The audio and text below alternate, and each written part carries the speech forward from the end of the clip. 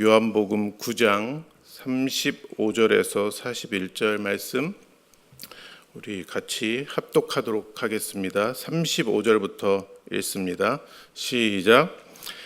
예수께서 그들이 그 사람을 쫓아냈다 하는 말을 들으셨더니 그를 만나사 이르시되 내가 인자를 믿느냐?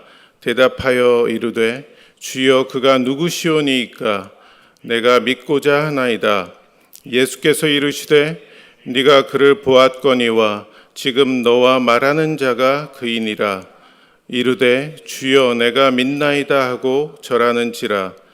예수께서 이르시되 내가 심판하러 이 세상에 왔으니 보지 못하는 자들은 보게 하고 보는 자들은 맹인이 되게 하려 함이라 하시니 바리새인 중에 예수와 함께 있던 자들이 이 말씀을 듣고 이르되 우리도 맹인인가?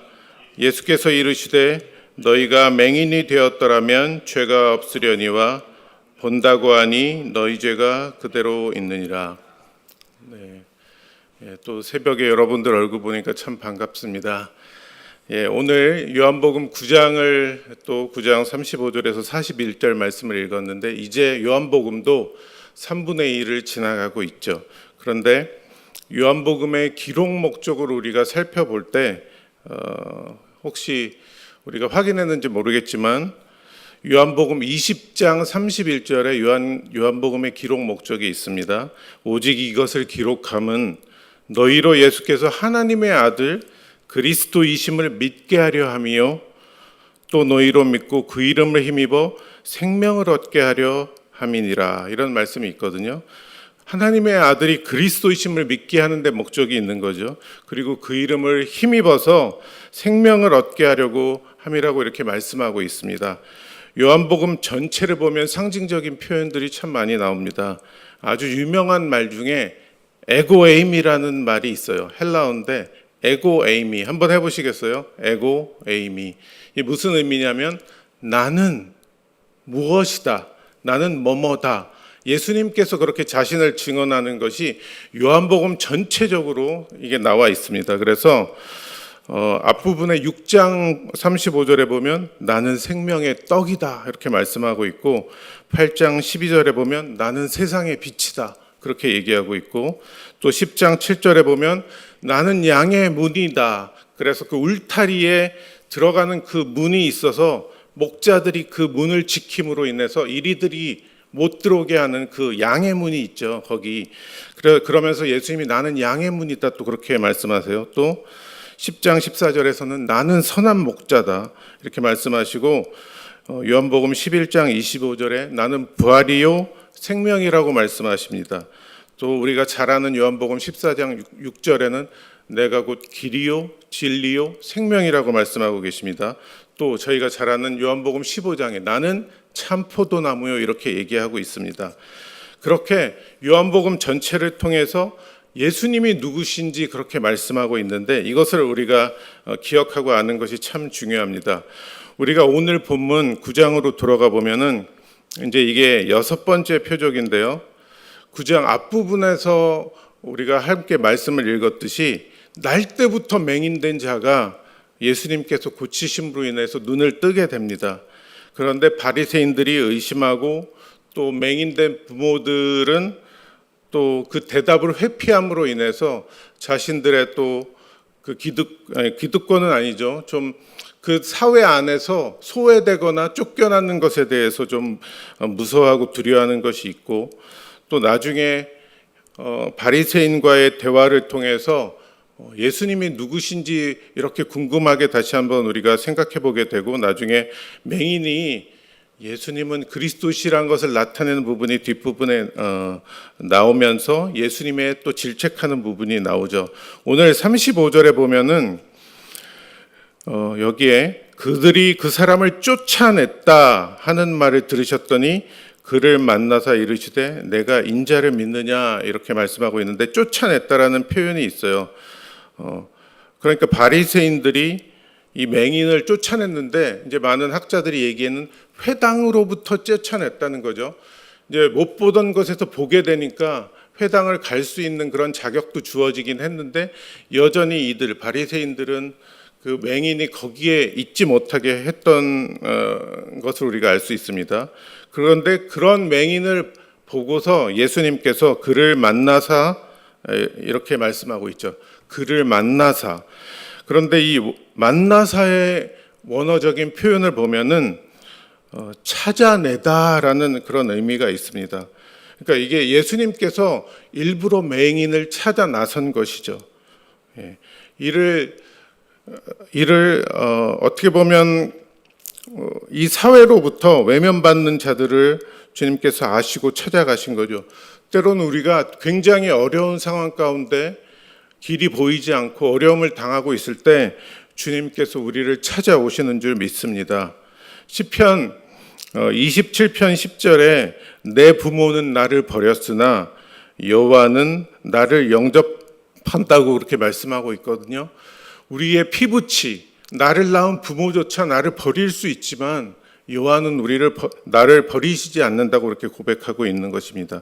그 만난다는 것이 우리를 찾아 나선 예수님의 사랑, 예수님의 열정, 예수님의 긍휼하신 마음을 우리가 알 수 있는 것이죠. 또 인자라는 표현, 이것은 사람의 아들이라는 표현이잖아요. 근데 이것을 잘 살펴보면은 그 사람의 아들이신 분이 그리스도라고 나타내고 있는 것이죠. 곧 하나님의 아들이라고 말씀하는 것으로 우리가 이 의미를 살펴봐야 됩니다.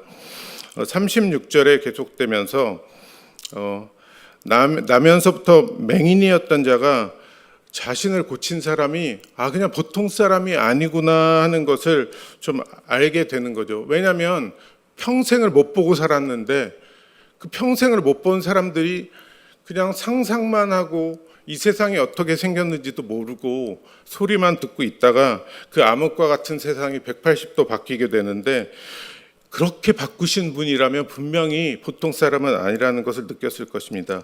그래서 그분의 치유 능력을 통해서 하나님의 아들 그리스도이심을 깨닫고 믿고자 했기 때문에 주여 그가 누구시오니까 내가 믿고자 하나이다, 그런 태도로 그 소경이 말씀하고 있었던 거죠. 37절에 보면은 예수께서 대답하십니다. 내가 그를 보았거니와 지금 너와 말하는 자가 그이니라. 네가 말하는 사람이 나야. 네가 말하는 사람이 나라고 이렇게 말씀하시는 거죠. 자신이 메시아임을, 그리스도이심을 예수님이 밝히고 있는 것입니다. 38절에 보면은 이르되 주여 내가 믿나이다 하고 절하는지라 이렇게 말씀하고 있습니다. 여기서 절한다는 것이 육신의 눈을 뜬 자가 영적인 눈도 뜨게 되는 것이죠. 그러니까 주는 그리스도이심을 목도하게 되는 것입니다. 어떻게 보면 육신의 치료는 잠깐의 치료일 수가 있어요. 우리가 기도해서 육신의 아픈 부분들이 나을 수 있어요. 그렇지만 우리가 이 땅을 살아가는 동안엔 다시 또 병들 수 있고 결국은 죽을 수밖에 없는 것이죠. 그렇지만 우리가 영원한 눈을 뜨게 되면 그것이 영생으로 이어지기 때문에 영원히 죽지 않는 그 세계로 이어지는 것이죠. 여기서 절하는지라는 그 말이 나오는데 이 헬라어 원어를 보면 이 절하는지라의 의미가 예배 학교나 예배와 관련된 강의를 할 때 가장 많이 나오는 단어예요. 프로스키네어라는 단어가 있는데 이것은 완전히 절하고 부복하는 거예요. 배가 땅에 달 정도로 완전히 낮추어서 경배하는 것을 의미하는 것입니다. 그만큼 경배하는 것을 말씀하고 있는 것이죠. 그래서 여기서 맹인이 내가 믿나이다 하는 것이 입술로 마음으로 고백하는 것이 이어져서 신앙 고백으로, 믿음의 고백으로 이어지는 것입니다. 이것은 그냥 말로만 하는 지나가는 소리 같은 그런 뜬소리가 아니라, 가짜 고백이 아니라 진짜 고백, 진심된 고백인 것이죠. 그래서 그때 맹인이 이렇게 절할 때 주님께서 이것을 거절하지 않으셔요. 그래서 예수님이 하나님이시고 이 경배를 받기 마땅한 자격을 본인이 갖고 있는 분이라는 것을 이때 나타나는 것이죠. 자기 자신의 신성을 인정하는 모습을 우리가 이 38절의 말씀을 통해서 또 알 수가 있습니다. 39절에 보면은 예수께서 이르시되 내가 심판하러 이 세상에 왔으니 보지 못하는 자들은 보게 하고 보는 자들은 맹인이 되게 하려 함이니라 이렇게 말씀하고 있습니다. 심판하러라고 하신 그 의미가 그 빛 대신 예수 그리스도로 인하여서 사람이 어둠 가운데 있는 사람이 완전히 벌거벗은 것처럼 그렇게 드러나게 된다는 말씀을 하고 있는 것입니다. 그 빛을 믿는 자, 영적인 눈이 뜬 자를 의미하는 것이죠. 그런 영적인 눈이 뜬 자는 의인으로 인정받지만 그 빛을 거절한 자는 죄인으로 정죄당한다고 말씀하고 있습니다. 송명희 시인의 참소경이라는 시가 예전에 굉장히 많이 알려진 적이 있습니다. 그 시의 그 가사, 그 식구를 보면은 이런 내용으로 돼 있어요. 참소경이 누구인가? 참소경이 누구인가? 세상을 못 보는 사람 아닌가? 아니라 주님을 못 보는 사람 아닌가? 당신은 주님을 못 보는 사람 아닌가? 우리가 육신의 눈은 다 뜨고 있지만 우리의 삶의 모든 영역에서 날마다 주님을 찾고 주님을 바라보고 있는지 우리가 다시 한번 돌아볼 때 우리가 혹시 마치 육신은 멀쩡하게 있지만 영적인 눈은 그 맹인과 같이 우리가 가려져 있는 부분은 없는지 우리가 돌아봐야 되는 줄 믿습니다.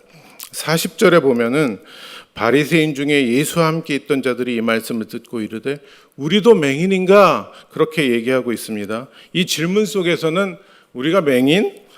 우리는 죄인 아니야 하는 그런 교만한 그 태도가 보이는 이게 말이기도 합니다. 스스로를 아주 좋게 여기는 자들이죠.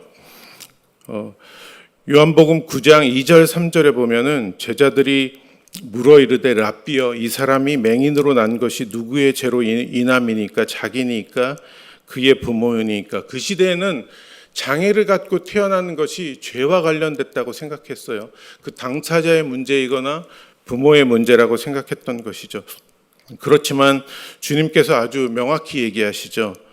이 사람이나 그 부모의 죄로 인한 것이 아니라 그에게서 하나님이 하시는 일을 나타내고자 한다고 하신 거죠. 드러내고자 하신다는 거죠. 때로는 우리가 이해할 수 없는 많은 것들이 있지만 그것을 통해서 하나님께서 무엇을 나타내시고자 하는 건지 우리가 하나님의 마음을 알고자 하는 그런 태도와 모습이 필요합니다. 41절에 보면 예수께서 이르시되 너희가 맹인이 되었더라면 죄가 없으려니와 본다고 하니 너희 죄가 그대로 있느니라. 이 말씀을 보면은 그러나 지금 너희가 우리는 본다고 말함으로 라는 말인데 이게 너희의 죄가 그대로 남아있다는 말로 우리가 해석할 수 있습니다. 여기서 맹인을 죄인으로 봅니다. 그래서 맹인이라고 자처할 때 겸손함으로 또 의인으로 인정되지만 본다고 할 때 우리가 의인이라고 고집하고 오히려 교만하게 나아갈 수 있지만 오히려 죄인으로 정죄받는다고 말씀하고 있는 것입니다. 요한복음 9장 전체를 보면은 등장인물들이 좀 나오죠. 바리새인도 나오고 또 이웃 사람들도 나오고 맹인의 부모도 나오고 맹인도 나오고 제자도 나오고. 그런데 이 중에서 세 종류의 사람을 우리가 좀 주목해서 볼 필요가 있어요. 첫 번째 바리새인이에요. 율법을 너무나도 잘 아는 사람이에요. 당시 이들은 613개의 그 세부적인 율법을 가지고서 그 율법을 다 지키고 있을 뿐만 아니라 또 지키지 않는 사람을 눈으로 붉게 뜨고서 찾고 있었던 사람들이에요.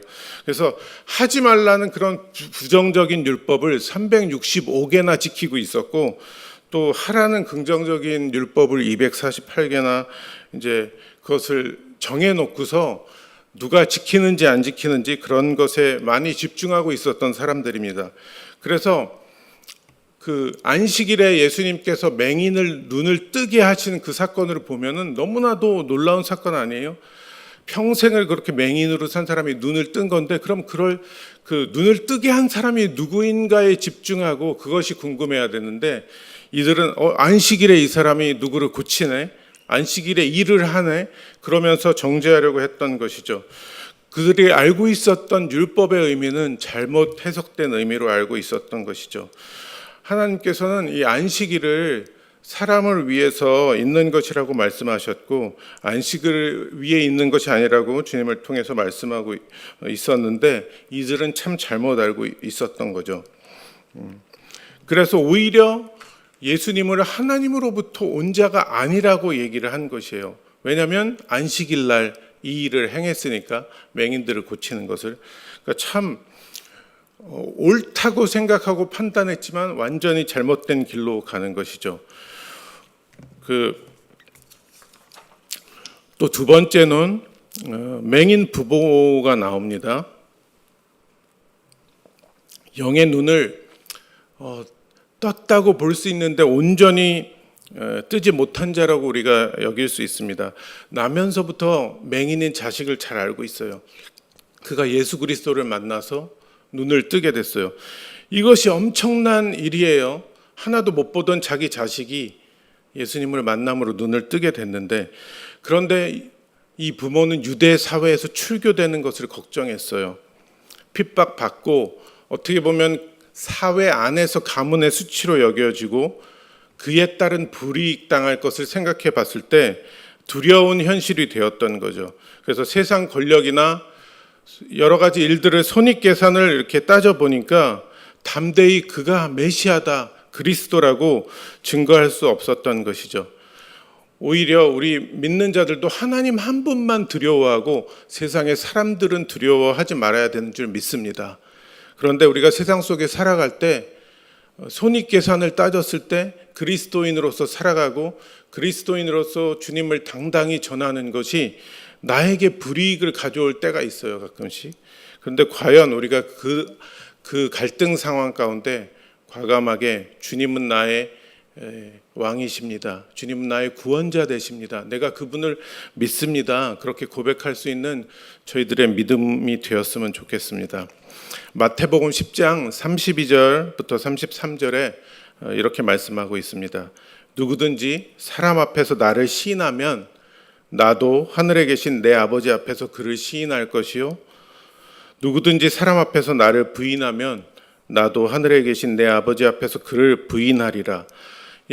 주님을 사람 앞에서 시인하면, 고백하면, 이야기하면 이런 의미입니다. 그러면 나를 인정해 주신다는 거죠. 하나님 아버지 앞에서도. 그렇지만 부인하면은, 사람들 앞에서 거절하면은, 단절하면은, 모르는 척하면은 하나님 앞에서도 우리를 부인하신다고 말씀하고 있습니다. 우리가 어떻게 살아야 되는지, 어떻게 담대함으로 믿음을 고백하며 살아야 하는 건지 말씀하고 있는 것입니다. 세 번째 우리가 주목해야 될 사람은 맹인입니다. 이 맹인의 모습을 보면은 보고 순종한 자가 아니에요. 왜냐하면 배는 게 없는 사람이었잖아요. 날 때부터 맹인이었는데, 근데 실로암 못에 가서 씻어라 그러니까 그냥 가서 씻죠. 그러면 그 가는 동안 많은 갈등을 할 수도 있고, 이게 진짜야? 이게 된단 말이야? 할 수도 있지만 그대로 순종했을 때 보는 자가 됐던 거죠. 그 기적을 맛보게 되는 거죠. 그래서 순종함으로 씻은 그 행동으로 말미암아서 나면서부터 못 보던 자가 모든 것을 보게 되는 자입니다. 창세 이후에 맹인으로 난 자의 눈을 뜨게 한 일이 있다고 전혀 듣지 못했다고 성경에 나와 있습니다. 보지 못한 정도가 아니라 듣지도 못했대요. 이런 말씀이 나오는 거죠. 예수가 하나님께로 난 자가 아니면 이런 일을 못한다고 주장하게 된 것이죠. 그래서 예수가 메시아임을 확신에 차서 이 맹인은 증언할 수 있었던 겁니다. 이 사람은 육신의 눈만 뜬 줄 알았더니 나중에 그 예수는 주라고, 예수는 그리스도라고, 예수는 하나님, 나의 하나님이라고 고백함으로 인해서 하나님의 일을 보게 되는 그 영적인 눈까지 뜨게 되는 것이죠. 우리가 그렇듯이 세상 대부분 사람들은 육신의 눈은 볼 수 있습니다. 근데 영적인 눈은 멀어서 보지 못하는 사람들이 있습니다. 멸망으로 가는 길이 보이는데도 그것을 못 보는 자들이 있는 것이죠. 죄로 인해서 맹인의 삶을 살아가는 것이지만 예수님이 유일한 생명의 빛으로 오셔서 그 눈을 뜨게 하실 분이라고 말씀하고 있지만 그분을 영접하지 못하는 자들이 있습니다. 그렇지만 성경에서는 영접하는 자 곧 그 이름을 믿는 자들에게는 하나님의 자녀가 된다고 그렇게 복음으로 말씀하고 계십니다. 그래서 주님께서 빛 되신 것처럼 우리를 빛의 자녀라고 부르시기에 빛의 자녀된 우리 성도들은 언제나 빛 되신 그리스도를 쫓아 살아가는 그런 삶을 살아야 되는 줄 믿습니다. 때로는 이익이 없는 길을 가는 것 같을지라도 우리가 주님이 가신 길이라면 우리가 갈 수 있어야 되는 줄 믿습니다. 요한복음 5장 24절에 내가 진실로 진실로 너희에게 이르노니 내 말을 듣고 또 나 보내신 이를 믿는 자는 영생을 얻었고 심판에 이르지 아니하나니 사망에서 생명으로 옮겼느니라. 이게 확신의 삶 제자훈련할 때도 암송구절로 나오는 구절이에요. 그래서 이 말씀대로 그 말을 믿고 또 나 보내신 이를 믿는 자는 영생을 얻을 뿐만 아니라 심판에 이르지 않는다고 말씀하고 있습니다. 사망에서 생명으로 옮긴다고 말씀하고 있습니다. 오늘 요한복음 9장의 말씀을 통해서 맹인과 바리새인과 또 맹인의 부모를 통해서 우리의 삶을 비춰봤으면 좋겠습니다. 때로는 우리가 주님을 만나고도 접하고도 우리가 출교당할 것이 두려워서 사회적인 불이익을 당할 것이 두려워서 그것을 고백하지 못하고 인정하지 못하고 살 때는 있지 않는지 우리가 돌아볼 필요가 있고요. 우리의 삶의 영역에서 다 영적인 눈이 온전히 밝아지고 떠져서 정말 주님을 바라보고 주님께서 보여주시는 그 영원한 생명길로 우리가 인도함 받아 잘 가고 있는지 우리가 점검해야 되는 줄 믿습니다. 우리가 다시 한번 이 말씀을 기억하면서 오늘도 육신의 눈뿐만 아니라 영적인 눈이 열려서 성령 충만한 인생 살아가는 저와 여러분이 됐으면 좋겠습니다. 네, 이 시간 같이 기도하겠습니다. 참 좋으신 하나님, 오늘도 새날 새 말씀으로 살아갈 선물 같은 하루를 주심에 감사드립니다. 내일이 보장된 저희들이 아니지만 더 살아갈 기회를 주셔서 감사합니다. 허락하신 시간 속에서 육신의 눈멀음을 지나서 영적인 눈먼에서 믿기만 하면 보지 못하던 것을 보게 하시니 감사드립니다. 오늘 하루를 살아갈 때 새 마음, 새 고백, 새 이유로 순간순간 주님을 시인하며 찬양하며 살게 하시고 주의 말씀을 붙들고 기억하고 순종함으로 주님의 뜻을 이루게 하여 주시옵소서. 주께서 기뻐하시는 하루하루 살아가는 예담교회 모든 성도가 되게 하여 주시옵소서. 예수님의 존귀하신 이름으로 기도합니다. 아멘. 네, 각자 기도 제목을 기도하고 돌아가도록 하겠습니다.